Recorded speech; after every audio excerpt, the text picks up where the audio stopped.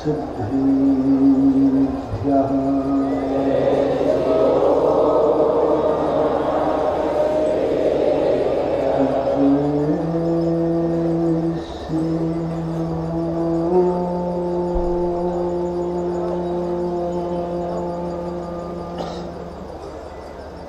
नमः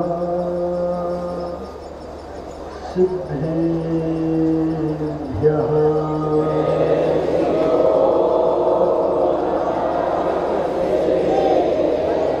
नमो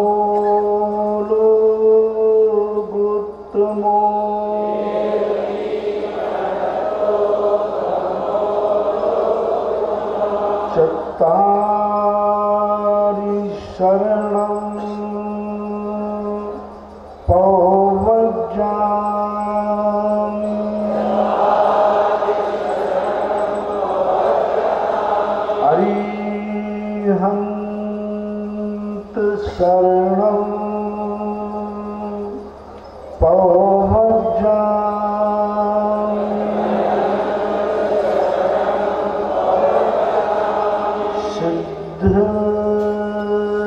शरणं पवज्जामि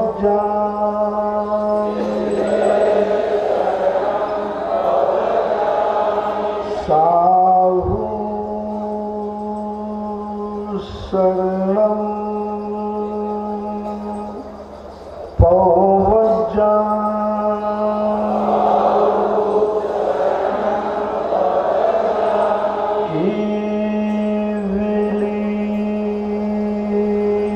पन्नतो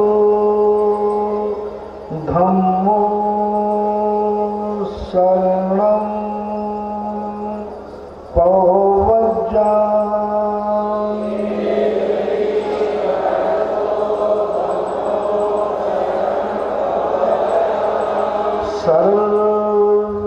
सर्वमंगल मांगल्यं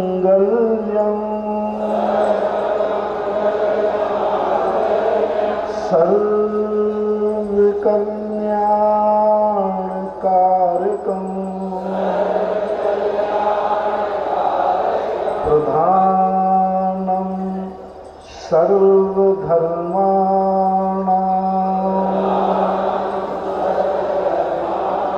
जैनं जयतु शासनं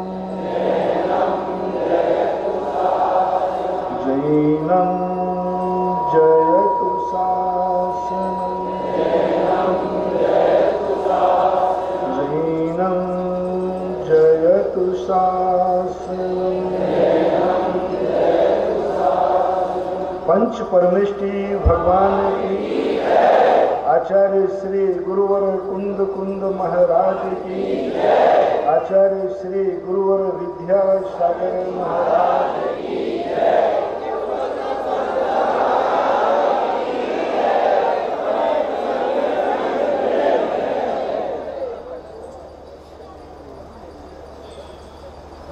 अनादि अनंत काल से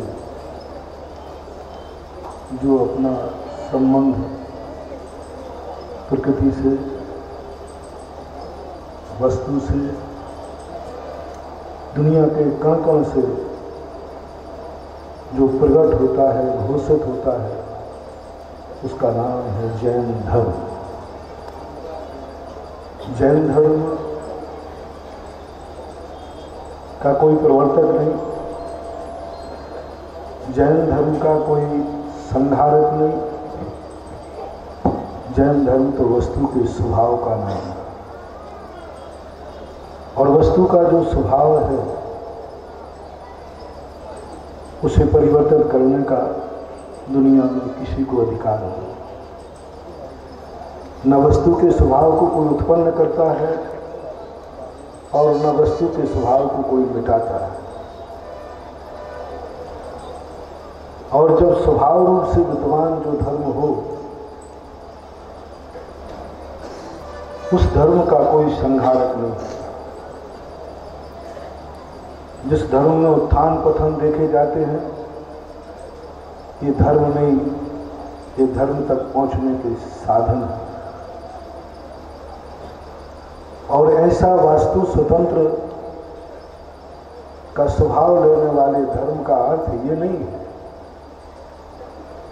कि हम इतने स्वतंत्र हो जाएं कि सारी दुनिया को पैरों से कुचल दें। अध्यात्म का अर्थ यह नहीं है कि हम सारी दुनिया की उपेक्षा करके अपने आप में समाहित हो जाएं। लोगों ने अध्यात्म का अर्थ एकाकी ले लिया। अध्यात्म का अर्थ उन्होंने ले लिया, तुम्हें दुनिया से कोई मतलब नहीं है, तुम हो बस अपने को समझो और जानो। यह एक इतनी बड़ी भूल हुई है। इस भूल के कारण से व्यक्ति इतना स्वार्थी हो गया कि वो अपनी अहमियत के लिए, अपनी ऊंचाइयों के लिए, अपने आप को पाने के लिए दुनिया को कुचलने में हिचकिचाता है। जैन दर्शन ने कहा कि नहीं, तुम अध्यात्म लीन होना चाहते हो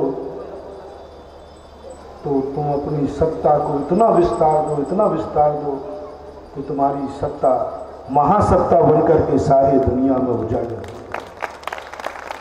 उज्ज्वल कुंद भगवान ने, उज्ज्वल अमृतचंद सूरी महाराज ने पंचास्तिकाय में एक कितना सुंदर चित्रण एक अध्यात्म को दिया कि तुम अपने में इतने लीन हो जाओ कि सारी दुनिया तुम्हारे में समाहित हो जाए, सारी दुनिया तुम्हारे में सिमट जाए। तुम दुनिया की तरफ मत दौड़ो, सारी दुनिया तुम्हारी तरफ दौड़ जाए। तुम दुनिया को ना देखो, सारी दुनिया तुम्हारे ज्ञान में, देखने में, जानने में आ जाए। जितना ज्यादा तुम दुनिया की तरफ दौड़ोगे उतने ही तुम्हारा अध्यात्म छूटेगा, और जितना ज्यादा तुम दुनिया को अपने में समाहित करोगे उतनी ऊंचाइयां पाओ। विश्व का एक जैन दर्शन ऐसा है जिसने यह घोषणा की, प्रभु महावीर ने यह घोषणा की, मुझे समझने की जरूरत नहीं, तुम मुझे मत समझो, मेरे समझे बिना भी तुम्हारा कल्याण हो जाए। तुम उन्हें समझो जिन्हें दुनिया की कोई शक्ति नहीं समझती। तुम मेरी रक्षा मत करो जिसे सारी दुनिया रक्षा करने के लिए तत्पर है, तुम उनकी रक्षा करो जिसकी दुनिया कोई रक्षा नहीं करता। तुम उनके संबंध में अपनी जिंदगी को सोचो, विचार करो। बहुत गजब की बात है। महाश्रमण महावीर ने जब अपने श्रमणों से कहा कि मेरा मुख्य कार्य क्या है, मैं आपको क्या दे सकता हूं, मैं आपको क्या समर्पित हो सकता हूं, मैं आपके निकट तक मैं कितना पहुंच सकता हूं, आपको मैं कितना समझ सकता हूं, क्योंकि मैं श्रमण बन गया। तो महाश्रमण महावीर ने कहा कि नहीं, तुम्हें मेरे को समझने की कोई जरूरत नहीं, मेरे पास आने की कोई जरूरत नहीं, तुम मेरे से बहुत दूर रहोगे। यहां तक कि तुम्हें नाम लेना भी जरूरी नहीं है, तुम्हें मेरा जाप करना भी जरूरी नहीं, तुम्हें मेरा ध्यान करना भी जरूरी नहीं, तुम्हें मुझे पहचानना भी जरूरी नहीं। तो फिर मेरा कर्तव्य क्या है, मेरा कार्य क्या है? यदि तुम मुझे समझना चाहते हो तो उनको समझो जिन्हें दुनिया कुछ भी नहीं समझती, जिन्हें दुनिया पैरों से कुचल देती है,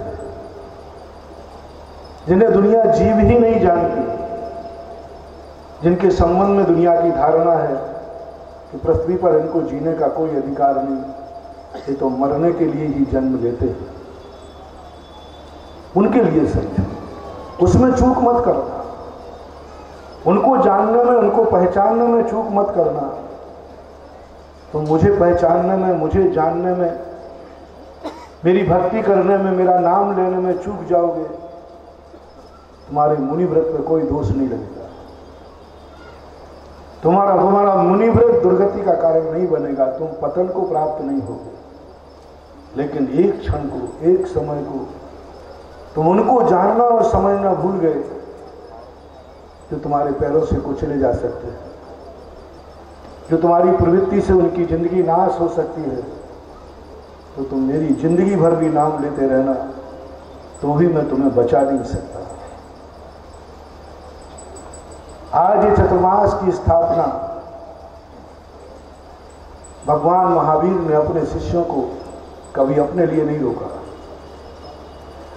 उन्होंने नहीं कहा कि तुम 4 महीने कहीं रुक करके, एक दिन कहीं रुक करके मेरी भक्ति करोगे, मेरा ध्यान करोगे, मेरा जाप करोगे। तुम दिन भर चलते रहते हो, दिन भर दुनिया में घूमते रहते हो, साल भर में 1 महीने, 4 महीने, 2 महीने ऐसे निश्चित कर देते जिस समय तुम मेरी भक्ति करो, भगवान की आराधना करोगे, भगवान की पूजा पाठ करोगे, भगवान का ध्यान करोगे। नहीं रोका, कहीं भी नहीं रोका, एक दिन भी नहीं रोका। लेकिन आज किसके लिए रोक दिया महावीर ने, किसके लिए रोक रहा है जैन धर्म? जिनके लिए दुनिया की कोई शक्तियां रोक नहीं पाती, उनके लिए महावीर की आज्ञा है तुम रुको। बोले किनके लिए रुको? कौन सा यहाँ निधि मिलने वाली है, कौन सी महाशक्ति यहाँ विद्यमान है तो मैं 4 महीने के रुकूं? बड़ी गजब की बात है। महावीर ने कहा तुम उनके लिए रुको जिनके लिए कोई नहीं रुकता है, जिनके लिए कोई नहीं रुकता है। अपनी यात्रा को कोई नहीं रुकता कि रास्ते पे कोई जीव जा रहे हैं, इनके लिए मैं रुकता हूं। तुम उनको जीने का अधिकार दो, उनकी रक्षा करो, जिनकी कोई रक्षा नहीं। कितनी गजब की बात है कि महावीर ने अपनी भक्ति के लिए हमें एक मुट्ठी चावल नहीं रखने दिया। महावीर ने अपनी भक्ति के लिए मुझे एक श्रीफल भी नहीं रखने दिया। महावीर के चरणों में चढ़ाने के लिए हमें एक पुष्प नहीं रखने दिया। बोले कोई जरूरत नहीं, मेरी भक्ति उसमें समाहित है। और देखो एक छोटे से जीवों की रक्षा के लिए, उन जीवों की रक्षा के लिए इतनी बड़ी पिछी मुनि के साथ सौंप दी। ये पिछी न भगवान की पूजा की है, न भक्ति की है, न दुनिया की है। इतना बड़ी पिछी का परिग्रह है, एक विकल्प, एक चिंता कि तुम आज 24 घंटे में मुनि को किसी की चिंता नहीं रहती, पिछी की अपनी खुद की चिंता नहीं रहती। अपने जीवन के संबंध में बहुत निश्चिंत रहता है। सबसे बड़ी चिंता होती है पिछी की। जब मैंने ये चिंतन किया कि हे प्रभु, आप कम से कम अपने भक्तों से, मुनियों से कहते कि एक फूल तो तुम मेरे लिए प्रतिदिन रख लिया करो, एक श्रीफल रख लिया करो, एक जल तो मेरे चरणों को पखारने के लिए रख लिया करो। उन्होंने कहा नहीं, कोई जरूरत नहीं। ये सबसे बड़ा ऊंचा भगवान की भक्ति, भगवान की पूजा, भगवान की आराधना से भी सबसे बड़ी भक्ति कोई दया है तो वो दया है, जीवों को बचाना है, और अहिंसा परमो धर्म। अहिंसा परमो धर्म। जो कुछ भी तुम्हारा है, जो कुछ भी, सब उसी की। मूलाचार के अंदर तो स्पष्ट घोषणा कर दी, तुम्हारे जितने 4 व्रत हैं, 28 मूल गुण हैं, ये सब अहिंसा रूपी व्रत की खेती की बाढ़, बागड़ा है, बाउंड्री है। ये खेती नहीं है, ये फसल नहीं है। सत्य बोलना, अचौर्य व्रत धारण करना, ब्रह्मचर्य व्रत धारण करना, अपरिग्रहवाद धारण करना, और भी आदि जो 28 मूल गुण हैं, इनको खेती नहीं कहा, इनको फसल नहीं कहा। इनके लिए उन्होंने कहा कि ये बागड़ा है, ये बाउंड्री वॉल है, ये दीवार है, तार की फेंसिंग है। फसल क्या है? तो उन्होंने कहा अहिंसा, दया, करुणा। और दया और करुणा कभी बड़ों पे नहीं की जाती। दया और करुणा की जाती है अपने से छोटों से। जिनकी जिंदगी को मिटाने का अधिकार हमें है, उन पर दया करने का नाम अहिंसा परमो धर्म। जिनकी जिंदगी हम मिटा नहीं सकते, जिनकी जिंदगी हम बना नहीं सकते, उनके लिए नहीं, उनसे कोई मतलब नहीं, उनके लिए पीछे नहीं है। उनके लिए जिनकी तुम्हारे पैर से तुम चाहो तो उनकी जिंदगी मिटा सकते हो, कुचल सकते हो। और सारी दुनिया उनके प्रति बड़ी तुच्छ भाव से देखती है, बहुत तुच्छ भाव से। उनके मरने की कोई FIR दर्ज नहीं होती, उनके कुचलने पर कोई गम नहीं मनाता। सैकड़ों जीव मर जाते हैं, उनके कुचलने पर किसी की आंख में आंसू नहीं आता, कोई नहीं रोता। भगवान मर जाएंगे तो रोएंगे, भगवान का निर्माण हो जाए तो गणधर परमेष्ठी तक रो पड़ते हैं, ऐसा बताते हैं। गुरु मर जाए तो शिष्य रो पड़ते हैं, मुनि मर जाए तो आप श्रावक रो पड़ेंगे, पिता मर जाए तो बेटा रो पड़ेगा, समाज का कोई व्यक्ति मर जाए तो समाज रो पड़ेगा। लेकिन न जाने कितने जीव हैं जो प्रतिदिन मर रहे हैं, उन पर कोई रोने वाला नहीं। तो महावीर ने कहा, हे श्रमण, जिनके मरने पर कोई नहीं रो सकता है, उसको जिंदा रखने के लिए तुम 4 महीने रुक जाओ। 4 महीने की स्वतंत्रता को बांध, 4 महीने के लिए उनके खाते, उनके जीवन के खाते। वो कहीं तुम्हारी जिंदगी में आकर के, दुनिया उनको नहीं समझ रही है, लेकिन तुम्हारा पैर इतना पावन है, उन पापियों के पैर की चिंता मत करो जिनके पैर के नीचे कितने जीव कुचल जाते हैं। तुम्हारा पैर बहुत पावन है, बहुत पवित्र है। जिस चरणों पर जल पड़ता है वो गंधोदक बन जाता है, कितना पावन है। शरीर के संबंध में कहा जाता है कि यह शरीर देह परस्त होय अपावन निस्दिन मन जाए। जो भी इस शरीर से स्पर्श करता है वो अपावन हो जाता है। और महावीर कहते हैं महाश्रमण, तुम्हारा शरीर एक अपवाद है। तुम्हारे शरीर में एक अलौकिक शक्ति जागी है, एक अलौकिक औषधि जागी है। अलौकिक औषधि पूज्य कुंद कुंद भगवान ने श्री समय सार जी ने रत्नत्रय को परमौषधि कहा। ध्यान का प्रसंग है, उन्होंने कहा रत्नत्रय रूपी औषधि को डालो। तुम्हारे पास एक ऐसी औषधि इस शरीर में आ गई है कि उस औषधि के माध्यम से, रत्नत्रय के माध्यम से ये शरीर इतना पावन होता है कि जो इस शरीर को छू लेता है वो भी पावन हो जाता है। इतना पावन हो जाता है कि वो गंधोदक बन जाता है, चक्रवर्ती भी अपने माथे पर धारण कर लेता है। इसलिए तुम्हारे इस पावन चरण से किसी जीव बचे या नहीं बचे, लेकिन पावन चरण से किसी की जिंदगी का विनाश नहीं हो। तुम मुझे दर्शन करना है, आंखों से नहीं करना। कहीं नहीं लिखा कि भगवान का दर्शन मुनि महाराज आंख खोलकर करें, कहीं नहीं, कोई नियम ही नहीं है। यदि मैं भगवान का दर्शन नहीं करूं प्रतिदिन, कोई हमारे मुनि व्रत पर कोई फर्क पड़ने वाला नहीं। मुनियों का कभी देव दर्शन का नियम नहीं होता। उनकी आंखों के लिए नहीं कहा, आपकी बात अलग है, हम अपनी बात बता रहे हैं। मुनियों के लिए नहीं कहा कि तुम प्रतिदिन भगवान की मुद्रा का दर्शन करना, यदि नहीं करोगे तो मुनित्व खत्म हो जाएगा। उनका नहीं, तुम्हारी आंख मुझे देखे या न देखे, तुम्हारी आंख मेरा दर्शन करे या नहीं करे, उससे कोई फर्क नहीं पड़ेगा तुम्हारी श्रमणता पर।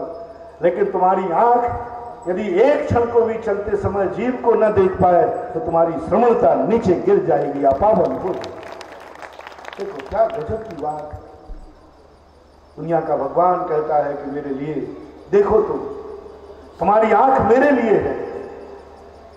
और महावीर कहते हैं तुम्हारी आंख मेरे लिए नहीं है, तुम्हारी आंख उन कुंथु, उन तुच्छ जीवों के लिए है जिसको दुनिया जीने का अधिकार ही नहीं देती। उनको देखो, जितना ज्यादा देख सको, अपलक देखो, अनिमेष देखो। यदि भगवान महावीर भी यदि खड़े हैं और एक और रास्ते में जीव है, तो महावीर से पूछो, मैं आपसे पूछता हूं, यदि महावीर को देखता हूं तो जीव कुचलता है, और जीव को देखता हूं तो महावीर का दर्शन छूटता है। एक क्षण के लिए दर्शन मिला है, एक सेकंड को महावीर मेरे सामने आए, अब मैं क्या करूं? महावीर बड़ी मुश्किल में दर्शन होता है भगवान का, बड़ी मुश्किल से भगवान मिलते हैं।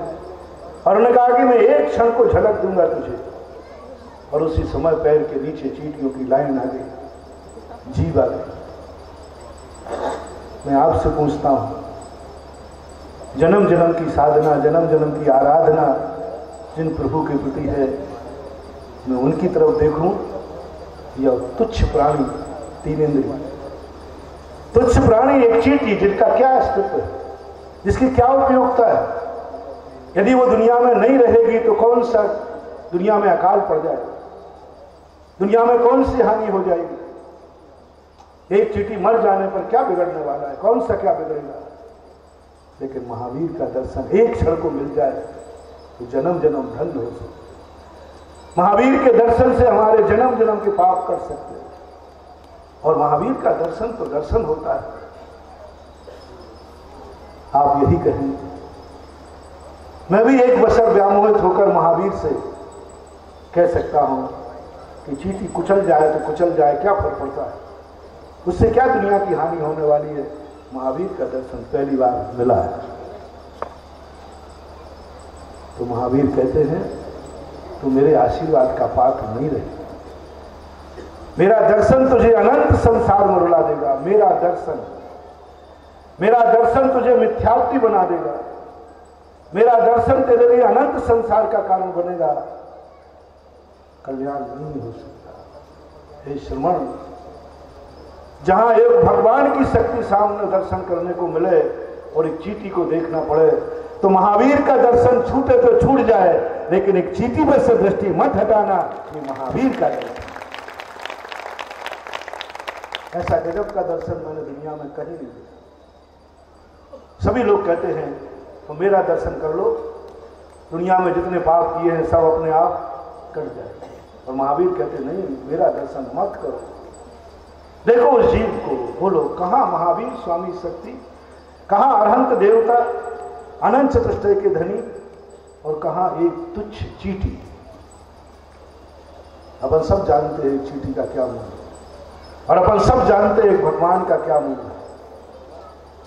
और महावीर अपने श्रवण को क्या उपदेश दे रहे हैं कि भगवान मैं तेरी तरफ देखूं या चींटी की तरफ? उनका चींटी की तरफ।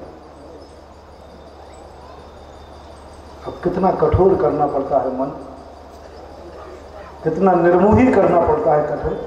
कितना जैन दर्शन निर्मोही है कि दया के कारण दुनिया से तो मोह छुड़ा ही दिया, जब दया की बात आ जाए तो भगवान का भी मोह तोड़ दो, भगवान से भी निर्मोही बन जाए, भगवान का भी मोह नहीं करते, क्योंकि तुम इतने पावन, तुम इतने श्रवण कि तुम्हारी दृष्टि भगवान पर पड़ जाएगी, या भगवान को तुम देख लोगे। पावनता पर क्या पावन आएगा, लेकिन तुम्हारे पावन चरण से यदि वह चींटी कुचल गई तो इस पावन चरणों को कोई अपावन जो पावन चरण हो गए, इनको पावन करने की शक्ति मेरे में नहीं है। जीव को कुचलने से जो तेरा चरण अपावन होगा, तू मेरी जिंदगी भर भी दर्शन करते रहना, लेकिन उस दर्शन से तेरा चरण पावन होने वाला नहीं है।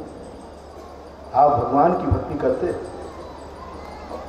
लेकिन आपकी भक्ति से जितने भी ग्रस्त हुए, आज तक कभी भगवान की भक्ति करते करते इतने पावन नहीं हुए कि उनके शरीर का स्पर्श जल गंधोदक बन जाए। लेकिन अहिंसा धर्म का पालन करते हुए, दया धर्म का पालन करते हुए एक मानव पर्याय इतनी पावन हो जाती है कि उनके चरणों का जल गंधोदक बन जाता है। आज एक ऐसी परंपरा, एक ऐसी शक्ति, एक ऐसा अपने लिए सोचने के लिए विचार कि तुम अध्यात्मी बन गए हो, तुम निर्मोही बन गए हो, निर्दयी नहीं बन गए। निर्मोही में और निर्दयी में बहुत अंतर है। दोनों में कोई उपेक्षा नहीं करता। निर्मोही भी किसी की परवाह नहीं करता, निर्दयी भी किसी की परवाह नहीं करता, लेकिन निर्मोही जो होता है इतना निर्मोही हो जाता है कि वो कभी भी अपने से पृथक दुनिया को देखता नहीं, अपने से पृथक दुनिया को समझता नहीं। उसकी अवान्तर सत्ता इतनी महासत्ता में बन जाती है कि वहां जहां भी देखता है वह अपने आप को देखता है, जहां भी देखता है वो भगवान की छवि देखता है। उसे इतना भी भेद नजर नहीं आता कि भगवान में और चींटी में कोई अंतर है। बस भगवान का एक परिचय है, भगवान कोई ज्यादा शक्ति नहीं है, अपन भगवान के अतीत है।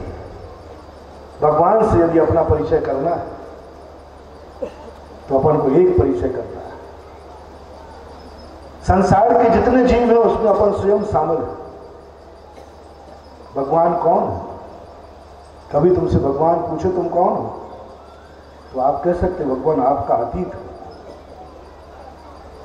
आप कल जहां थे वहां आज मैं हूं, तो मैं कौन हूं तेरा?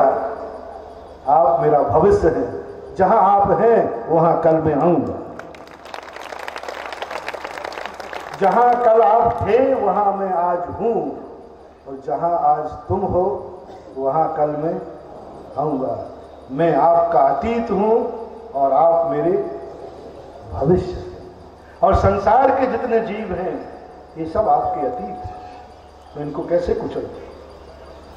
कल आप भी तो इसी में थे, आप भी तो इन्हीं पर्यायों में थे, आपने भी तो ये पर्याय धारण की थी। आपको जैसे आज कलश की स्थापना हो रही थी, अभी मेरा चतुर्मास स्थापित हुआ ही नहीं, अभी तो आपका चतुर्मास स्थापित हुआ, मेरा नहीं, अभी आपका। मैंने कल कहा था कि पंचम काल में मुनियों के तो अशुभ कर्म का उदय आता है और श्रावकों के शुभ कर्म का उदय होता है। जब जब मुनि का पतन अशुभ कर्म का उदय आता है तब तक तुम्हारी पोवारा होती है। तुम्हारा और मेरा 36 का आंकड़ा है। जब मैं उपवास करता हूं तुम दिवालिया हो जाते हो, और जिसमें आहार करता हूं मैं दिवालिया होता हूं, तुम्हारी दिवाली हो जाती है।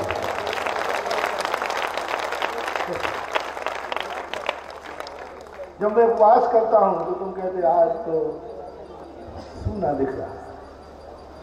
मैंने कहा मैंने कहा कि मैं शनिवार को ही प्रवेश कर जाऊंगा, सवेरे थोड़ा गर्मी थी तो लोग कहते नहीं महाराज, पर आप यदि आज प्रवेश करोगे तो उसी दिन चतुर्मास की स्थापना नहीं करोगे। मैंने कि वो तो पक्की है, क्योंकि आज आखिरी दिन है। आज 23 तारीख के बाद दुनिया का कोई भी श्रवण अपनी श्रवणता को सुरक्षित रखते हुए आज के दिन को नहीं टाल सकता। बस 14 का दिन था, आषाढ़ शुक्ल चतुर्दशी, उसके बाद 5 दिन दिए थे, पूनम, एकम, दो, तीज और चौथ। आज चौथ, आज बस अंतिम है। आज का दिन जहां हो जाएगा मुनि का, चाहे जंगल में हो, चाहे घनघोर में हो, कहीं भी हो, आज के दिन उसे रुकना ही पड़ेगा। इस पंचम काल में एक घटना घटी। 12,000 शिष्यों को लेकर एकाएक विशाखाचार्य विहार कर रहे थे दक्षिण भारत। एकाएक विहार करते हुए रास्ते में जंगल में बहुत तेजी से विहार किया, लेकिन चौथ हो गई। घनघोर जंगल में विशाखाचार्य को अपने पूरे संघ को चतुर्थी के दिन चातुर्मास की स्थापना करना। आज का अंतिम दिन है। तो मैंने कि स्थापना तो आज होगी। तो बोले महाराज फिर, मैंने क्यों? बोले क्योंकि जिस दिन स्थापना करोगे आप उपवास करोगे, तो पहले ही दिन जाकर के आप हम लोगों को दिवालिया बनाओगे। तो कम से कम पहले दिन हमारी दिवाली बन जाए, बाद में आपकी मनेगी। यानी मेरे नगर में तो कल कहीं आप ऐसा नहीं हो कि पहले दिन ही हमारी दिवालिया बना दो और आपकी दिवाली हो जाए। इसका अर्थ है कि आप बहुत ईर्ष्यालु हो। मेरी दिवाली पहले नहीं हो जाए, पहले आपकी हो जाए। इसलिए आप लोगों के, तो मैंने कहा ठीक है, मैं बहुत गर्मी थी, लेकिन तुम्हारी दिवाली के खातिर तो मैं कल आ गया। और स्थिति ऐसी, और आज जब देखिए जिस चौथे काल में साधु लोग जंगलों में रहते थे, जंगलों का चतुर्मास है। चतुर्मास क्या रखा है इसमें आनंद में? कुछ नहीं। इन कलशों की दौड़ धूप में हमें क्या मिलने वाला है? चाहे 15 बैठा लो, चाहे 1500 बैठा लो, और कोई भी कमी नहीं। जिस दिन 1500 की शुरुआत हो जाएगी उस दिन यहां 1500 भी बैठ जाएंगे। इससे मुझे क्या लाभ होने वाला है? मेरी क्या स्थापना होने वाली है? मैं सोचता हूं कि तुम मेरे लिए इतना दान देते हो। पहले मैं थोड़ा सा कम बुद्धिमान था, तो मैं सोचता था कि ये श्रावक लोग, ये पाटनी वगैरह लोग, अभी एक नया कैंडिडेट बन गया तरुण, और गजब हुआ सूरत के तुम्हारे गदिया जी, यानी पूर्वजों की भूमि पर अच्छे अच्छे लोगों की मूंछों का ताव आ जाता है। पता नहीं क्यों लगाओ जाओ, चाहे भले स्वयं उठ गए, पिताजी उठ गए, सब चले गए, लेकिन थोड़ा सा तुम्हें पता चल जाए कि यहां हमारे कोई पूर्वज रहे हैं, बस उस भूमि के प्रति आपको ऐसे लगता है कि शायद सम्मेद शिखर यही तो नहीं है। ये अपने भारतीय लोगों का एक गॉड गिफ्ट है। अपनी ही जन्मभूमि से नहीं, अपने पूर्वजों की, अपने वंशजों का भी थोड़ा सा भी पता चल जाए कि यहाँ हमारे पूर्वज थे, थोड़ा सा उसके प्रति इतना अनुराग जागता है कि वह कुछ भी करने को तैयार है। चतुर्मास की स्थापना होना थी, चर्चा चल रही थी, मुझे मालूम नहीं था। ब्यावर वाले तो कह रहे थे महाराज मुझे स्वप्न लग रहा है कि ब्यावर में चतुर्मास और सुधा सागर का हो जाएगा अन्न। तुम्हें स्वप्न लग रहा है तो क्या मुझे स्वप्न नहीं लग रहा है? मुझे तो महास्वप्न लग रहा है। जब पूज्य गुरुदेव ने नाम भेजा तो हम दोनों छुटकों को बैठा के पूछा कि आचार्य जी से पूछे कि नाम कहीं भूल तो नहीं गए। पहली बार जिंदगी में 2 बार पत्र आया, बोले भूले नहीं है, हमने बहुत होशपूर्वक दिया है। 2 बार। और गजब तो जब हो गया, कभी कभी मुझे वो 2-3 नाम दे देते तो कम से कम मैं अपनी चॉइस से दादागिरी दिखा देता था। 2-3 नाम में मैंने इस बार सोचा, क्योंकि ब्यावर ना तो ब्यावर मुझे अपने लायक समझता था,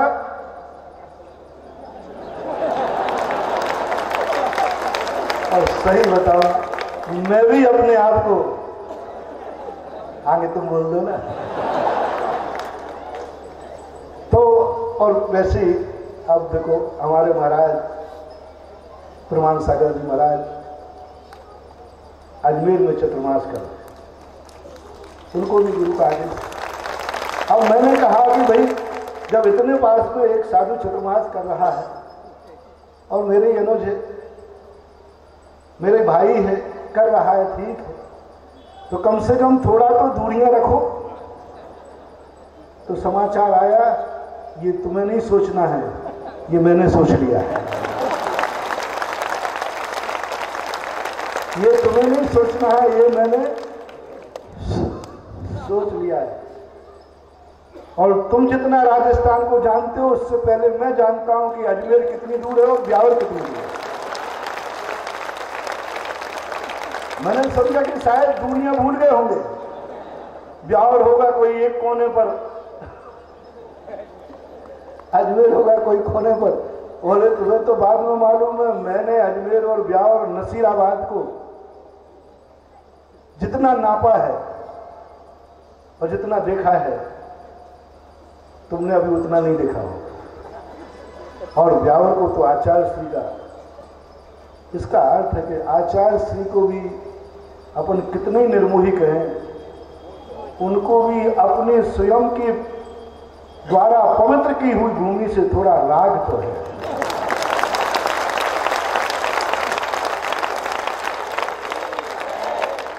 यानी ब्यावर में उन्होंने पहला चतुर्मास किया पूज्यवर ज्ञान सागर महाराज की समाधि के बाद।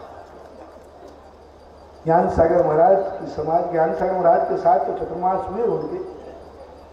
सन 1973 1 जून 1973 को पूज्यवर की परम समाधि हुई थी। और 1 जून 1973 के बाद चतुर्मास का मुश्किल से 1 महीना बचा था। और समाधि के बाद बिहार करके महाराज का पहला चतुर्मास अकेले में, ओनली 1 पीस, अकेले मुनिराज थे। और पहला चतुर्मास ब्यावर में हुआ हो। जिस भूमि पर जिस महान आत्मा का मंगलाचरण हुआ हो, उस भूमि को कैसे रोक सकते हैं वो कि शिष्यों को वहां न भेजें। मंगलाचरण हुआ। पहला चतुर्मास अपने आप में एक मायना रखता है, गुरु की छाया का नहीं। गुरु की छाया के बिना पहला चतुर्मास स्मरणीय बन जाता है। बहुत कुछ अंदर अंतर्द्वंदों के साथ होता है, बहुत सुख अनुभवों के साथ होता है, और स्वतंत्र रहने की जिंदगी का मंगलाचरण होता है। गुरु के बाद जो जिंदगी का पहला चतुर्मास होता है वो मंगलाचरण होता है। और आज ब्यावर को मैं साधुवाद देना चाहूंगा कि ब्यावर की भूमि ने मेरे पूज्य गुरुदेव के प्रथम चतुर्मास का ऐसा मंगलाचरण किया कि आज मेरे पूज्य गुरुदेव सारे जगत के आचार्य बने।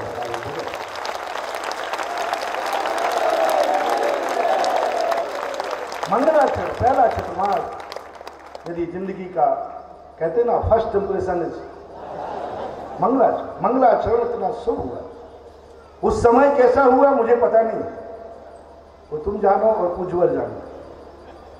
मैं तो कभी कभी कारण की महानता कार्य को देख करके भी, जब कार्य इतना महान है तो उसका कारण भी, और कभी कभी जो महान आत्माएं होती हैं वे कारण को देख के कार्य की घोषणा कर देती। मैं इतना महान नहीं हूं कि कारण को देख के कार्य की घोषणा करूं, लेकिन इतना ज्ञान जरूर है कि कार्य को देख करके कारण की प्रशंसा कर सकता।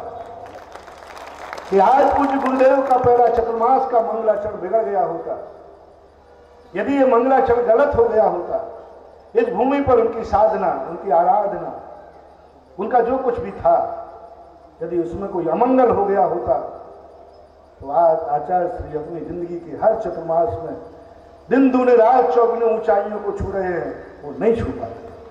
आज पूज्य गुरुदेव की ऊंचाइयों को देख करके ब्यावर को मैं दोनों हाथ से साधुवाद देता हूं कि आप लोगों की भूमि पर मंगलाचरण जो हुआ वो महान पावन और पवित्र है। जिस मंगलाचरण, क्योंकि आज अपन हर चीज में सगुन उठाते हैं। मंगलाचरण किस लिए करते हो? काय के लिए? मंगल, अमंगल का निवारण हो। उज्ज्वल नेमी चंद्र महाराज ने लिखा कि मंगलाचरण का अर्थ है विघ्नों का नाश हो, इष्ट की प्राप्ति हो, और जो कुछ भी बीच में विघ्न है, मल है, जो दोष है, वे प्रार्थना को प्राप्त हो और इष्ट की प्राप्ति हो। ये हर आचार्य ने ये कार्य किया, कितने बड़ा आध्यात्मिक आचार्य क्यों ना हो, मंगलाचरण किए बिना अपनी सिद्धि कोई कर नहीं पाएगा। कुंद स्वामी जैसे समय साल अध्यात्म ग्रंथ लिख रहे हैं, उसको ही उनको डर लग गया, उन्होंने मंगलाचरण किया और सिद्ध भगवान को पुकारा।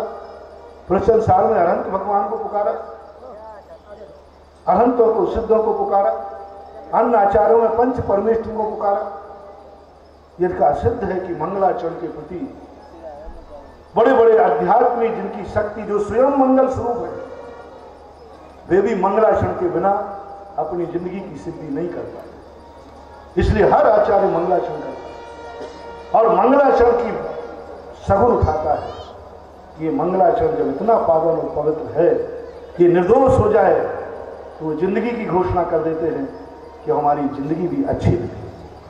बावर का प्रथम चतुर्मास एक पूज्य गुरुदेव को मंगलाचरण बन के आया था, और उस मंगलाचरण बन करके ऐसे चतुर्मास किए कि हम लोग आज पूज्य गुरुदेव की 300 लोग लगभग पिछीधारी होकर धर्म की सेवाओं में, ये सारी चीजों का मंगलाचरण हुआ था ब्यावर की भूमि पर। और ब्यावर की भूमि से जब पूज्य गुरुदेव के लिए मंगल शुरू हुआ, मैं यही सोच रहा था कि पता चला कि ले दे करके सारे भारत को मैं अशोक पाटनी, सुरेश, विमल, इनके पिताजी गौरीलाल, रतनलाल, तो इसलिए साधुवाद नहीं देता हूँ, ये पैसे वाले हैं,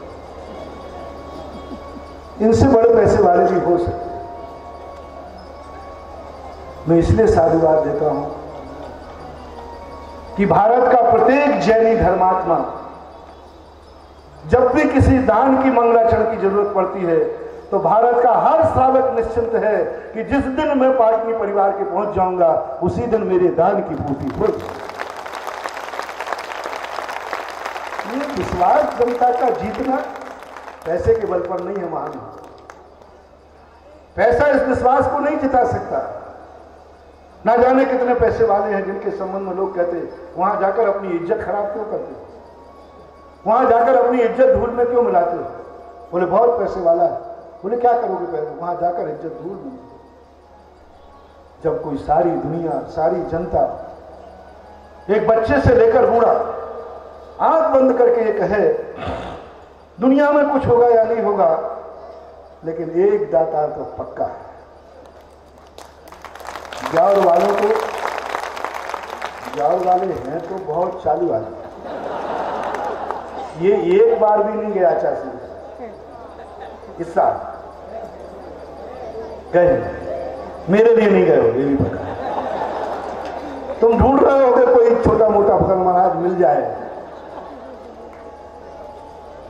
लेकिन तो उन्होंने यही कहा था, अब सोच करके कि इतने बड़े महाराज का चतुर्मास मिल गया और सुना है कि 2 महाराज और आ रहे हैं, 5 हो जाएंगे। अभी मेरा 2 सीटर गाड़ी थी, अब 3 सीटर हो गई। यानी अभी तो थी मोटरसाइकिल, अब हो गया है ऑटो रिक्शा। ऑटो रिक्शा में कितने बैठ जाते? 5 तो बैठ जाएंगे सर, थोड़ा कस के बैठेंगे। तो इन लोगों ने एक ही बात कह दी और शांतिलाल गदिया, क्योंकि ये बातें इसलिए करता था कि महाराज जी की जिंदगी में, महाराज की दृष्टि में हम बहुत अच्छे बने रहे। महाराज जी मेरे लिए आपका चतुर्मास चाहिए, क्योंकि उसको मालूम था कि महाराज करेंगे नहीं। लोग, कई स्थानों के लोग उसी से रोटी का पूछते हैं जिसको मालूम है कि अभी खा के आया है। राजस्थान में कई स्थान ऐसे हैं जो पहले देख लेते, पहले देख लो इसका भोजन हुआ है कि नहीं, भोजन नहीं हुआ है तो पूछेंगे नहीं, और पहले देख ले कि पेट भरा दिखता है तो क्यों साहब भोजन करोगे, तो वो अपने आप मना कर दे। जिसे मालूम था कि सुधा सागर ब्यावर के नाम से आएंगे नहीं, इसलिए प्रतिवर्ष कहता है।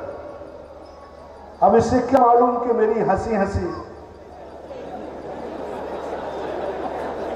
साची हो जाएगी। और वो मुझे पता चला, बोलो महाराज जी आओ भाग, बुरा तो कह ही नहीं सकता।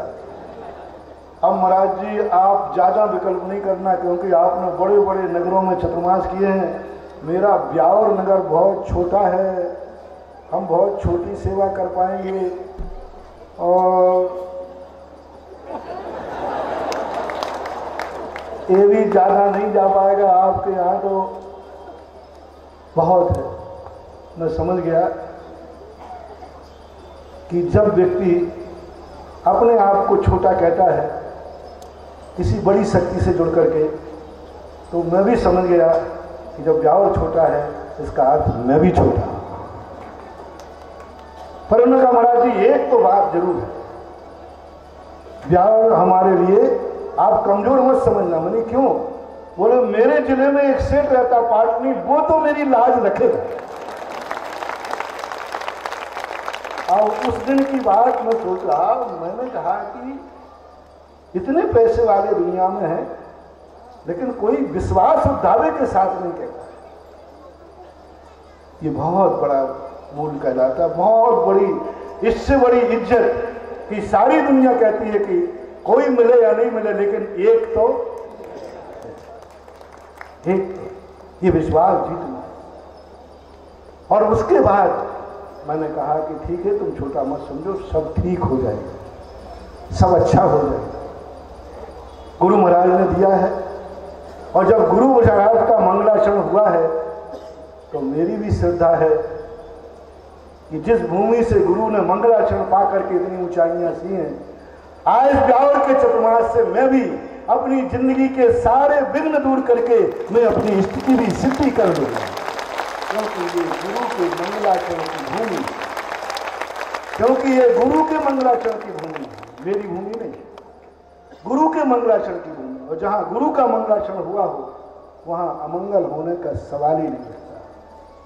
महाराज आप 2-4-8 दिन पहले आ जाते तो भूमिका बन जाती, थोड़ा मेरी लाज रह जाती, और देखो कितनी, मैंने कहा ठीक है।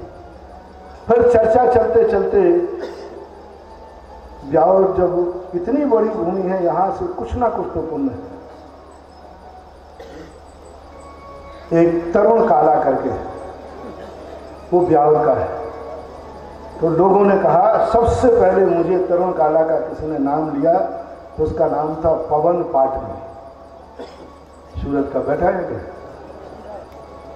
इसने नाम लिया कि महाराज ब्यावर छोटा नहीं है, किशनगढ़ तो दूर है, ब्यावर की भी हस्तियां कोई कम नहीं। तो मैंने कहा भाई मेरा तो ज्यादा परिचय है नहीं, बताते 1-2 बार दर्शन करने आए, और तुम्हें तो मालूम है 2-4-10 बार जब तक नहीं आवे तब तक आचार्य श्री उनके चेले पहचानते नहीं। जो 4-10 बार में तो पहचान में आता है, हाँ तुम कभी दिखे थे। एक आध बार में तो पहचान में आता नहीं, एक आध बार तो ऐसे निकल जाते हैं जैसे कि नए सकोरे के ऊपर मिट्टी के पानी की बूंद डालो तो ऐसे ही तरुण जी आए होंगे, पानी की बूंद बन करके इस सकोरे पर गिरे होंगे और सूख गए, मुझे पता ही नहीं था। तब इनको आया पता चला, सुमन जी ने कहा कमल ने कि सुमन जी के खास दोस्त है। सुमन जी कहते हैं मेरे नहीं है, वो तो अशोक पाटनी के दोनों एक ही है, चले चपाटे। और तरुण जी कहते हैं जब इन लोगों ने जो कुछ भी किया हो मुझे कुछ पता नहीं, ना मेरा कोई आदेश था ना उपदेश था, मैं तो किसी को आदेश उपदेश वैसे ही नहीं देता। सबसे बड़ा गौरव मुझे है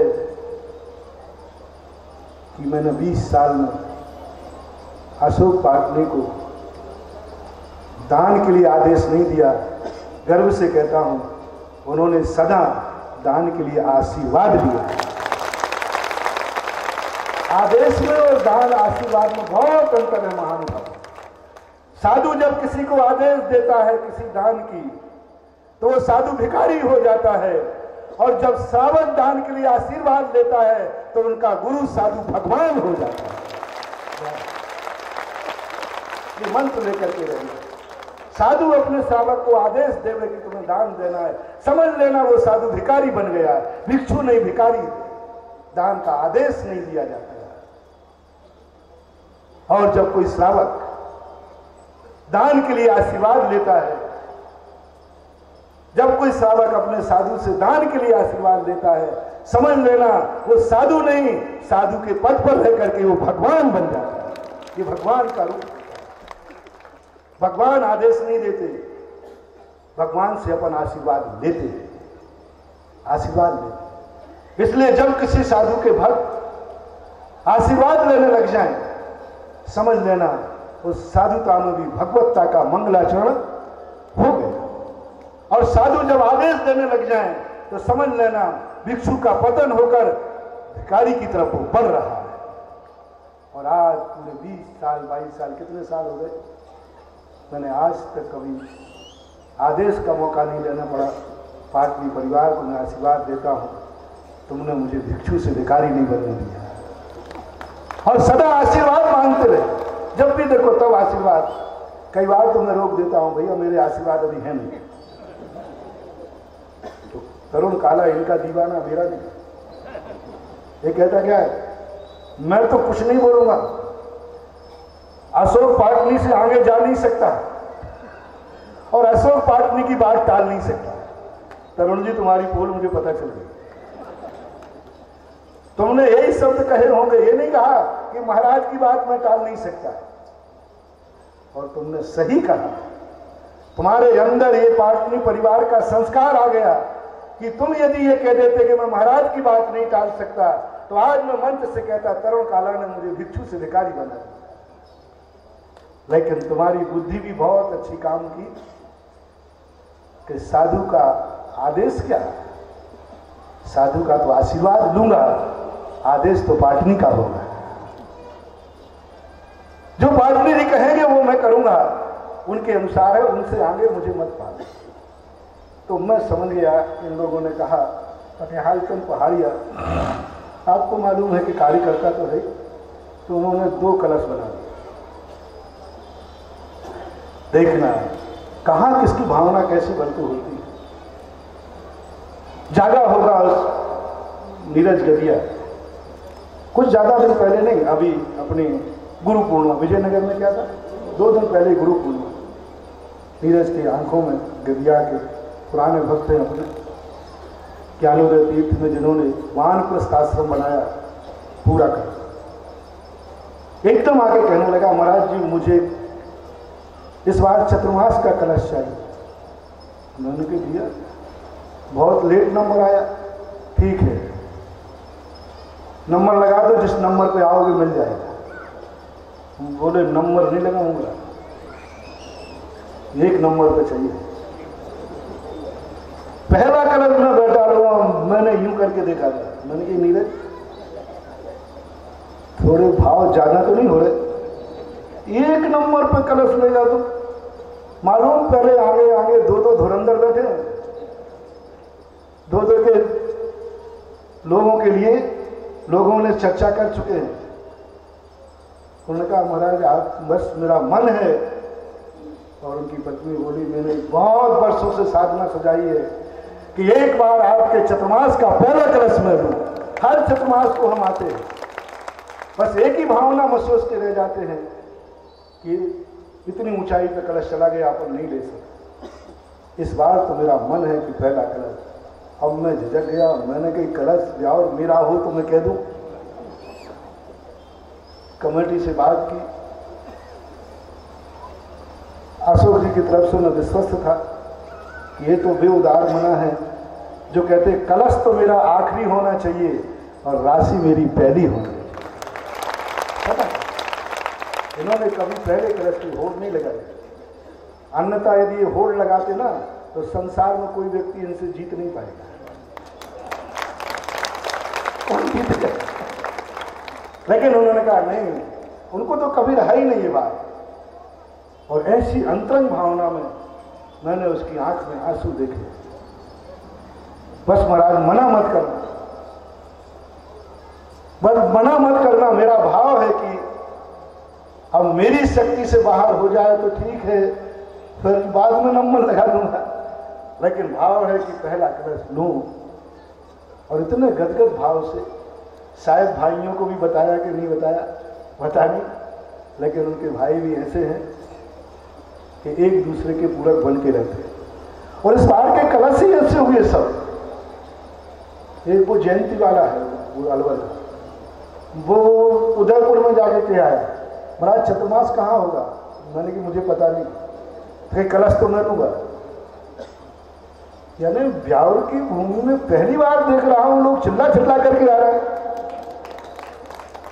कल मैं प्रवेश किया, किसी से संपर्क नहीं, आज तक किसी कलश वाले की स्टेज के अलावा मेरी किसी से चर्चा नहीं हुई। विजयनगर में एक से हुई थी अकेली, वो मैंने बताया। एक भी मेरे सामने नहीं आया, एक से बात नहीं हुई, मुझे नाम तक नहीं बताए गए और लोग अपने आप घोषणा करते गए। इससे ये सिद्ध तो हो गया कि ब्यावर की भूमि में कोई दम है। और पिछले बार, और ये मालूम है तुम्हें कि सबसे ज्यादा दुनिया के फर्टिलाइज किसके ऊपर लगे रहते हैं? लोगों को दुनिया की पता मालूम नहीं है दुनिया के चतुर्मास कहाँ हो रहे। सारे लोग क्या सोच रहे हैं इस बार 4 दिन लेट क्या होगा? तुमने बोले महाराज का चतुर्मास कहाँ? अरे मैंने कहा मेरे ही क्यों पूछ रहे सब लोग? सबसे ज्यादा वार्षिक किसके चलते? सब चलते और सबके मन। और जिस नगर का गड़बड़ होता है लोग सोचते हैं। पिछले बार भीलवाड़ा की अनेक चर्चाएं थी और सबसे शानदार चतुर्मास और 13 कलश थे। अब ब्यावर में मैंने तो सोच लिया था कि 5 बैठा दूंगा, क्योंकि बेचारा गनी गम्मा अन्नदाता 5 सोचा था कि 5 कलश, कोई जरूरी नहीं कलश। और आज यहां देखो कितने बैठ गए, 15 कलश बैठ गए और 4-5 की अभी लिस्ट पीछे थी। मैंने कही नहीं, अब नहीं, अब बहुत है, अगली बार को कह देंगे। और ये ज्यादा चतुर्मास मंगलाचरण, ये मैं जो बात कह रहा था कि आप लोग इतना दान कैसे दे देते हैं, क्यों दे देते हो? मेरे लिए नहीं, ये महाराज के नाम के मंगल कलश नहीं है, ये वो मंगल कलश है जिसमें तुम्हारा मंगल होने वाला है। इसलिए आचार्य श्री चतुर्मास के 2 भेद कर दिए, एक तो स्वयं का चतुर्मास और एक मंगल कलश वाला चतुर्मास जो रविवार को होगा। कल ये मत समझना कि महाराज का चतुर्मास कल पंचमी को स्थापना हो रही है, नहीं, कल भोपाल के अंदर श्रावकों के चतुर्मास की स्थापना है। आचार्य श्री के चतुर्मास की स्थापना तो परसों हो गई, 14 नहीं, पूनम को 1 दिन दो। आचार्य श्री पूरे संग में उपवास कर लिया, भक्ति कर ली, चतुर्मास हो गया उनका। अब तो श्रावकों का चतुर्मास कल होना है, इसलिए आचार्य श्री के चतुर्मास में कोई नहीं जा रहा है, कोई नहीं गया। मैं जानता हूं तुम सब स्वार्थियों को, कल आपका चतुर्मास है स्थापना भोपाल के अंदर। कल इतनी भीड़ वहां होगी, इतनी भीड़ होगी, अभी पाटनी जी उड़ने ही वाले हैं, क्योंकि कल उनका चतुर्मास की स्थापना है। सबसे बड़ी विशेषता चौथे काल में साधुओं की दिवाली होती है। श्रावक की जिंदगी बहुत परेशान में होती है, मिलते नहीं साधु। वे गुरु कब मिल हैं, जे गुरु जलधि जहाज। वे गुरु कब मिल हैं, तरस जाती थी आंखें मुनि महाराजों को देखने के लिए। मुनिराज जंगलों में रहते थे, राजा लोग सैनिकों को भेजते थे, जाओ अपने राज्य में कहीं मुनि मुद्रा दिख जाए, तो एक बार भी दर्शन करने नहीं होती थी। कितनी आत्माएं थी जो मुनि मुद्रा देखे बिना भी जिंदगी निकाल। हे गुरु मेरे उर बसो मेरी हरम पातक, ही कितने जिनके अनुग्रह बिन कभी न कटे, करम जंजीर ते साधु मेरे उर बसो मेरी हरम पातक। फिर यानी ते शब्द लगा रहे। ते शब्द क्या बता रहा है? यदि वर्तमान में होते तो क्या लगाते? ये साधु मेरे उर बसो मेरी हरम पातक। ते शब्द बता रहा है कि उनकी निगोड़ी आंखों से वो परम जैनेश्वरी मुद्रा कभी देखने में नहीं आई। और इस पंचम काल में जो आज की स्थिति है, मुनियों के तो दिवालिया हो गए मुनि तो, क्योंकि जंगलों में रहने की शक्ति नहीं रही, जंगलों में रहने लायक की हमारी समर्थ नहीं रहा। हमारी तो दिवालियापना है, लेकिन जब मेरा दिवालियापन होता है तो श्रावकों के घर में दिवाली हो जाती है, क्योंकि साधु अब तुम्हारे साथ रहने लगा, तुम्हारे पास रहने लगा, तुम्हारे निकट रहने लगा, और इतने निकट रहने लगा कि तुम दिन में जितने बार चाहो उतने बार उसके दर्शन कर सकते हो। ये श्रावक का पंचम काल का श्रावकों को सबसे बड़ा लाभ कि साधु की जो निकटता बनती है। जिंदगी में एक दिन का प्रवचन सुनने के लिए लोग लालायत थे, तुम्हें तो 4-4 महीने प्रवचन सुनने मिलना। जिंदगी में एक बार हाथ देखने को मिल जाए नौला और गिलहरी को, तुम्हें तो 4-4 महीने देखने मिलना। तो महानुभाव, आपने जिस उत्साह के साथ आपने अपना चतुर्मास स्थापित किया, तो पहले मैं आपको आशीर्वाद दूं कि आपका चतुर्मास सानंद संपन्न हो। लेकिन तुमने चतुर्मास का संकल्प किया है कि नहीं? तुम्हारा चतुर्मास कल जो मैंने कहा था, आज से तुम भी पावन हो जाना। आज मेरी भूमि पर चतुर्मास हो रहा है। जब तक ये पावन आत्माएं मेरी भूमि पर रहेंगी, तब तक मैं भी अपनी जिंदगी में श्रावक के योग जो पावनता है उसको करूंगा। 4 महीने में रात में नहीं खाऊंगा, 4 महीने में संयम से रहूंगा, 4 महीने में ब्रह्मचर्य व्रत पालन करूंगा, 4 महीने में आलू प्याज नहीं खाऊंगा, 4 महीने में बाजार का नहीं खाऊंगा, 4 महीने में कोई अशुभ परिणाम नहीं करूंगा, 4 महीने में मेरे नगर में होने वाले चतुर्मास का एक भी कार्यक्रम ऐसा नहीं होगा जो मेरी आंखों के सामने के बिना हो जाए। ये आपका चतुर्मास है। मेरे चतुर्मास में जो कार्यक्रम होगा मेरी साक्षी में होगा। गुरु के मुख से जो वचन निकलेगा वो मेरे कान से होकर के जाएगा, मेरे बिना कान के नहीं जा सकता। गुरु का कोई भी कार्यक्रम होगा मेरी आंखों से जाएगा, और कोई भी कृत्य होगा वो मेरे हाथों से होगा। ऐसा विकल्प आप यदि कर लेते हैं तो ये मंगल कलश बैठालना आपके लिए सार्थक है, और आपकी जिंदगी के लिए, आपकी सुख समृद्धि के लिए जब साधु आपके बीच में आया है तो आपको साधु से क्या लाभ हो सकता है उसका निर्णय इन मंगलाचरणों ने, इन मंगल कलशों ने कर दिया। इस चतुर्मास से आपको क्या लाभ होगा, ये लाभ की घोषणा ये 15 मंगल कलश कर रहे हैं और अखंड ज्योति कर रहे हैं और ध्वजारोहण जो आज हुआ, इससे आपका मंगलाचरण हो गया कि चतुर्मास कैसा होगा, चतुर्मास कैसा होगा, चतुर्मास का रूप क्या होगा, चतुर्मास का समापन दिवाली के दिन कैसा होगा। ये मंगलाचरण को देख करके अपने घोषणा कर दी। अब रही बात हम लोगों के चतुर्मास की, तो हम लोगों का जो चतुर्मास होता है वह तो हमने पहले ही बता दिया कि साधु और महावीर ने अपने श्रवणों के लिए उन जीवों के प्रति व्यामोहित कर दिया, अनुरागित कर दिया, और पूरी शक्ति मन वचन काय कृत कार्य अनुमोदना 5 इंद्रियां इंद्रियों का निरोध कहा है, लेकिन जब जीवों की रक्षा की बात आई तो दो संयम होते हैं हमारे, इंद्रिय संयम और प्राणी संयम। इंद्रिय संयम तो साल भर पालन करने के लिए साधु कटिबद्ध रहता है, लेकिन प्राणी संयम की कसौटी जो होती है चतुर्मास। प्राणी संयम की सबसे बड़ी आराधना कभी होती है तो वर्षा युग में होती है, चतुर्मास में होती है।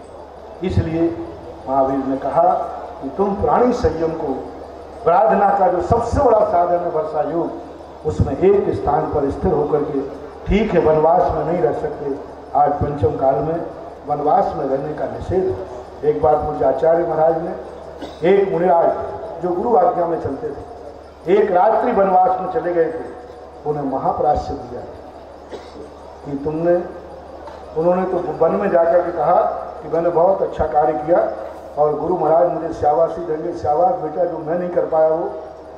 गुरु महाराज ने अपने क्रोध के साथ कहा, तुमने जिनवानी की आज्ञा का उल्लंघन किया है, तुमने मुनि व्रत का अनादर किया है। एक बार आपने पेपर में पढ़ा होगा, जब निकला था देश के प्रधानमंत्री को राजीव गांधी से खतरा है, और राजीव गांधी खुद प्रधानमंत्री थे। जब वो पायलट बनकर के प्लेन उड़ाने लगे, प्रधानमंत्री उड़ा नहीं सकते और डगमगा गया। इसी प्रकार ये मुनि व्रत तुम्हारा नहीं है, ये मुनि व्रत जैनेश्वरी दिगंबरी है, ये मुनि व्रत तुम्हारा नहीं है, तुम्हारा अधिकार नहीं। जैसे जन्म लेने का अधिकार तुम्हें है, लेकिन कानून कहता है तुम्हें मरने का अधिकार नहीं। जन्म तुम ले सकते हो, तुम जन्म ले सकते तो अपनी इच्छा से मर सकते हो नहीं, जन्म लेने का तुम्हें अधिकार है, मरने का अधिकार नहीं। मुनि बनने का तुम्हें अधिकार है, लेकिन मुनि पद की आराधना करने का अधिकार तुम्हें नहीं हो सकता। तो उन्होंने कहा तुमने क्यों? आगम ने स्पष्ट कहा, क्योंकि कलयुग में वनवास में रह करके कोई ऐसी घटना घट जाए कि प्राणांत होवे नहीं और कोई जानवर आधा खा के छोड़ जाए, अंधा कर दे। स्थिर कालो कले बने वासे वर्जते मुनि सत्यमयी स्त्रीय तेजा जिनागारे ग्रामा जिसी विशेषता। जिनवाणी में स्पष्ट उल्लेख आया, कल युग के मुनिराज सत्यमयी आदेश देते हैं, कालो कली बने वासे वर्जते मुनि सत्यमयी। इस कलिकाल में मुनिराज वनवास में न रहे, कहाँ रहे? स्त्रीय तेजा जिनागारे ग्रामादिशु विशेषता। जिनेन्द्र देव के मंदिर में रहे, शून्यागारों में रहे। उस आगम की आज्ञा को मान करके हम लोग चतुर्मास करते हैं, उस आगम की आज्ञा को मान करके चतुर्मास करते हैं। गुरु आज्ञा नहीं, इसमें चतुर्मास करने में गुरु आज्ञा नहीं, आगम की आज्ञा है। और व्यावर में चतुर्मास इसलिए कर रहे हैं, इसमें आगम की आज्ञा नहीं, ये गुरु की आज्ञा है। इसलिए यहाँ चातुर्मास आगम की आज्ञा से कर रहा हूं और व्यावर का चतुर्मास गुरु आज्ञा से कर रहा हूं। इन दोनों आज्ञाओं को प्रधान मान करके आज अनादिकाल की जो परंपरा चली आई, अभी आप लोग सब मेरे नेचर को जानते हैं, अच्छी तरह पहचानते हैं। अभी कुछ नहीं बिगड़ा है, अभी कम से कम 5:30 बजे हैं, 2 घंटे मेरे पास है। 7:30 बजे तक मैं बिहार कर सकता हूँ और 2 घंटे में बहुत तेज चलूंगा, 14-15 किलोमीटर चलूंगा। महासागर कह रहे हैं अपन तो ज़्यादा और चलेंगे, और वैसा मौका आ जाए तो और ज़्यादा चलेंगे। अभी 2 घंटे मेरे पास हैं, अभी कुछ भी नहीं बिगड़ा। शांतिलाल जी, मंगल कलश तुम्हारे हैं और श्रीफल भी अभी बागवान के पास नहीं गए हैं, अभी कुछ नहीं बिगड़ा। आप देखो, सोच लो, विचार कर लो। और तुम मेरे नेचर को जानते हो, 1 दिन की बुराई 100 दिन की शांति। एक दिन कह दो महाराज जी आप तो पधारो, हमारी ये बारात संभालने की, क्योंकि देखने में आते हैं कि हम 4-5 हैं, दूल्हा एक ही होता है, लेकिन बारात व्यवस्था दूल्हा की ज़्यादा करना पड़ती है बारात की। तो मेरी व्यवस्था है तो ज़्यादा है नहीं, ये भी सोच लेना। मेरा कोई एजेंडा नहीं है, मैं हर चतुर्मास में बात बोलता हूँ। मेरे 4 महीने के कोई कार्यक्रम नहीं है, कोई भी कार्यक्रम नहीं, एक भी कार्यक्रम का आदेश नहीं दूंगा। कमेटी को बुला के कहूंगा नहीं, कभी आज तक नहीं कहा कि तुम मेरे चातुर्मास में ये कार्यक्रम करोगे क्या, अभी तक कहा तो नहीं, एक बार भी नहीं कहा। कभी 20 साल में कोई बता देगा जिसने कहा हो कि भाई मैं चतुर्मास करूंगा, पहले कितने करोड़ रुपया खर्च करोगे, ये नहीं कहा। क्या क्या कार्यक्रम करोगे, मेरे ये कार्यक्रम है। महानुभाव, मैं खुली घोषणा करता हूं, मेरा कोई एजेंडा नहीं, कोई कार्यक्रम 4 महीने के नहीं।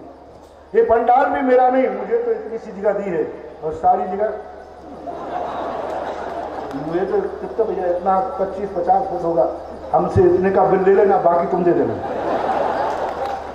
सारा खर्च तो तुम्हारे ऊपर हो रहा, मैं अपने माथे क्यों लगूं? ना प्रवचन कराना जरूरी है, ना सिविल लगाना जरूरी, कोई कार्यक्रम जरूरी नहीं। बस एक कार्यक्रम जरूरी है। शक्ति की हीनता है तो सुबह 10 बजे कमंडल में प्राशुद्ध पानी जरूर दे दिया, वो भी शुद्धि के लिए। आहार तो मर्जी पड़े तो देना, शुद्धि के लिए वो जरूर एजेंडा है, वो जरूर है। बाकी कोई कार्यक्रम नहीं, एक भी मेरा प्रोजेक्ट नहीं। मैं कहीं दुनिया में तुम्हारा कहीं से एक बार भी किसी भी चतुर्मास में जिस स्थान के अलावा कहीं बाहर 1 रुपया भी भेजने का कभी ना तो कहा है, मन से, वचन से, काय से, और ना तुमसे कहो। मेरा कोई प्रोजेक्ट नहीं है। और ये भी सुन लेना, मेरे बराबर प्रोजेक्ट दुनिया में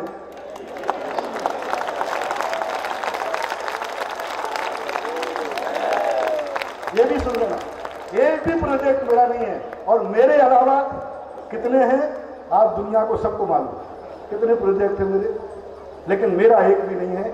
मैं जहां जाता हूं उन्हीं के पुण्य से, तुम्हारे पुण्य से यहां आया हूं, तुम्हारे पुण्य में ही बीज बुआऊंगा और तुम्हारे ही फसल छोड़ करके चला जाऊंगा। न खेत मेरा है, न बीज मेरा है, न फसल मेरी है। मैं तो आयावर था, आयावर हूं और आयावर रहूंगा। मेरी मस्ती तो यही है, मेरी मस्ती। खेत तुम्हारा, ब्यावर किसका है? 4 महीने पुण्य का बीज बोएगा, वो कहां बोएगा? ब्यावर में। उसकी फसल का अधिकार मुझे क्या है? मैं चोर नहीं हूं कि खेत तुम्हारा हो और बीज तुम्हारा हो और फसल काट के मैं ले जाऊं। मेरा आचौर्य व्रत है, मैं ये चोरी नहीं कर सकूंगा। जिस दिन मुझे ये करना होगा, मैं अपना खेत बनाऊंगा, मैं अपना बीज बोऊंगा और ठाठ से फसल काट करके ले जाऊंगा। लेकिन खेत तुम्हारा है, साधु का कोई खेत नहीं होता। बीज तुम्हारा है, बीज तुम बोओगे तो फसल भी तुम्हारे लिए ही मिलेगी, तुम्हारी फसल तुम्हारी होगी। मेरा कोई प्रोजेक्ट नहीं, कोई कार्यक्रम नहीं। मैं एक भी कार्यक्रम का आदेश नहीं दूंगा। और तुम्हें भरोसे मत बैठे रहना, महाराज बुला के कहेंगे तुम चातुर्मास के कार्यक्रम करो।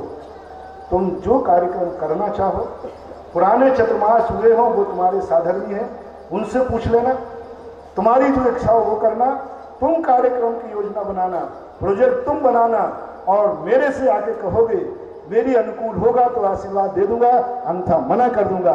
इसलिए मैं अपना चातुर्मास बिना प्रोजेक्ट के, बिना कोई शर्त के, बिना कोई भी कुछ भी नहीं, और मैं कमेटियों के भरोसे पर चतुर्मास नहीं करता हूं।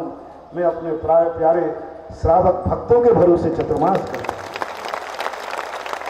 ये कमेटियां तो पदों की भूखी होती हैं, पदों में लड़ती हैं, मरती हैं। एक पदाधिकारी को पद नहीं मिले तो वो ब्याह छोड़ के भग जाए, एक को नहीं मिले तो झगड़ा कर ले। लेकिन मेरे श्रावक प्यारे भक्त ऐसे होते हैं जिन्हें पदों से कोई मतलब नहीं होता, उन्हें तो महाराज और महाराज के चतुर्मास से मतलब होता है। उन प्यारे भक्तों की यदि हाथ उठ करके आप लोग श्रीफल लाए हो तो चढ़ाने का मौका तो नहीं मिलेगा। एक हाथ में श्रीफल ऊपर लेके दिखा दो, दूसरे हाथ में चढ़ा देना, वो चढ़ गया। और ब्यावर के लोग सब जो जनता है, कमेटी वालों को नहीं कह रहा हूं, कमेटी वालों के भरोसे मैं चतुर्मास करूंगा भी नहीं। और कमेटी वाले कभी मेरा कमंडल उठा मत लेना। जिस दिन मेरा कमंडल उठा लेंगे उसी दिन मेरा उपवास हो जाएगा। कमंडल छू मत लेना, कमेटी वाले मेरे पैर छू मत लेना, और कमेटी वाले चौका लगा मत देना, और कमेटी वाले कभी मेरा तखत साफ कर मत देना। मैं कमेटियों के भरोसे नहीं। कमेटी का काम है जनता की सेवा करना, श्रावकों की सेवा करना। श्रावक आए तो फर्श बिछाना, श्रावक चले जाए तो झाड़ू लगाना। ये काम है कमेटी का। कमेटी का काम क्या है? श्रावक आए तो फर्श बिछाना और श्रावक चले जाए तो बस ये काम है, मेरा कोई काम नहीं। एक बार एक ऐसी घटना घटी, एक अध्यक्ष महोदय ने कमंडल लिया। मैंने कहा भाई कौन है? बोले साहब मैं अध्यक्ष हूँ, इसलिए मैंने कहा कमंडल रख दीजिए। महाराज मैं आई एम प्रेसिडेंट, आपकी चतुर्मास कमंडल रख दीजिए। महाराज आपके शुद्धि का समय हो गया। मैंने कि मैं हार को नहीं उठूंगा, क्योंकि वो अध्यक्ष था। वो चला गया। बड़ी मीटिंग में नीचे गवार हुआ, हद हो गया, महाराज ने मेरा अपमान कर दिया, मैं प्रेसिडेंट था और महाराज ने कमंडल रखवा दिया, तुम छू नहीं सकते। यथार्थ घटना। बड़ा बवाल खड़ा हुआ, नीचे बहुत गवर्नर खड़ा हुआ। दूसरे दिन मैंने तुम्हें चल दिया कि यदि तुम पदाधिकारी बनकर महाराज का कमंडल छूओगे तो तुम्हारे लिए पुण्य नहीं पाप लगेगा, क्योंकि साधु का कोई पदाधिकारी नहीं होता, साधु का कोई अध्यक्ष नहीं होता, साधु स्वयं अध्यक्ष होता है। संस्कृत के अनुसार पूज्यवर आचार्य महाराज ने सन 1981 में खजुराहो के अंदर अध्यक्ष की परिभाषा थी। विद्युत परिषद का अध्यक्ष का सम्मेलन चल रहा था, उस समय परिभाषा बनी अधिक निकटे अक्षम आत्मा। जो आत्मा के निकट ठहरता है उसका नाम अध्यक्ष है। तो आइए हम अध्यक्ष। मेरा नाम कोई बोल ही नहीं रहा था, सब बोल रहा ये गौरव अध्यक्ष, ये अध्यक्ष। मैंने कही ओरिजिनल की तो नाम ही नहीं ले रहा। अब नहीं लिया तो कोई बात नहीं, मैंने बोल दिया।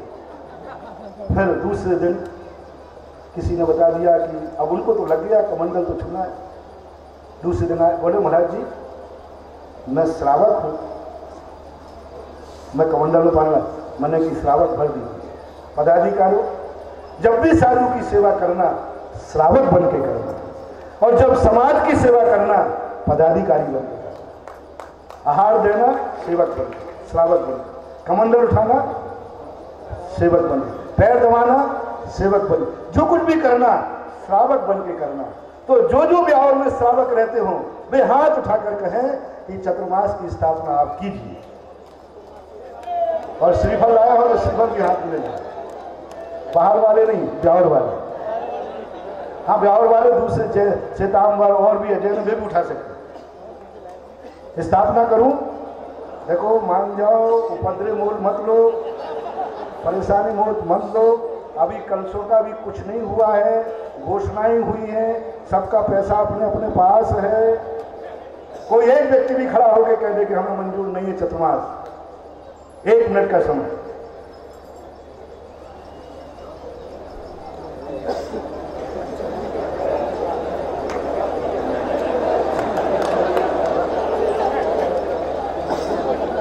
इसका अर्थ है कि सभी की सहमति है कि चतुर्मास की स्थापना होना चाहिए और चतुर्मास का रूप बनना चाहिए।